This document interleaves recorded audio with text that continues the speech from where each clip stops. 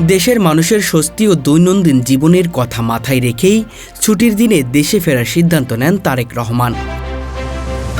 এমনটাই দাবি করছে বিএনপি ও তার সমর্থকেরা।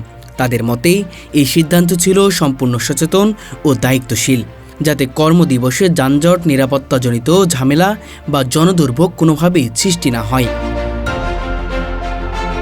তারেক রহমানের দেশে ফেরা ঘিরে জনসমাগম হবে, এটি আগেই অনুমান করা হয়েছিল। সেই কারণেই রাজধানীর ৩০০ ফিট এলাকায় সীমিত পরিসরে গণসংবর্ধনা আয়োজন করা হয়। আয়োজকদের ভাষ্য অনুযায়ী শহরের মূল সড়ক ও জনবহুল এলাকায় অনুষ্ঠান না করে অপেক্ষাকৃত খোলা ও নিয়ন্ত্রিত স্থানে আয়োজকের পেছনে মূল উদ্দেশ্য ছিল সাধারণ মানুষের চলাচল স্বাভাবিক রাখা।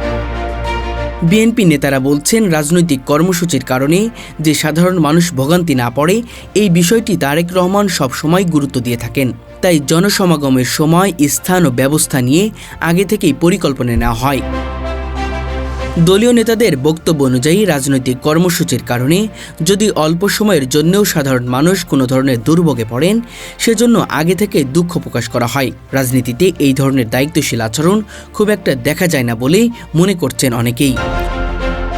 সমর্থকদের মতে এই ক্ষমা চাওয়ার মধ্য দিয়ে তারেক রহমান একটি স্পষ্ট বার্তা দিয়েছেন, রাজনীতি মানুষের জন্য, মানুষের উপর নয়। ক্ষমতার রাজনীতির বদলে জনদায়িত্ব, মানবিক দৃষ্টিভঙ্গিকে গুরুত্ব দেওয়ার এই মনোভাবকে তাকে আলাদা করে তুলে ধরে বলে মনে করে অনেকেই।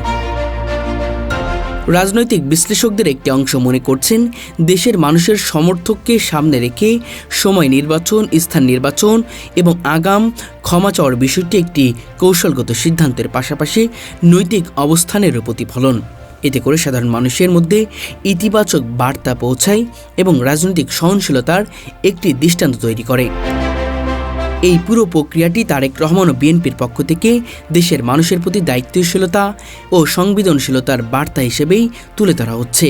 সমর্থকদের বিশ্বাস, এই মনোভাবই ভবিষ্যতের রাজনীতিতে নতুন সংস্কৃতির ইঙ্গিত দেয়।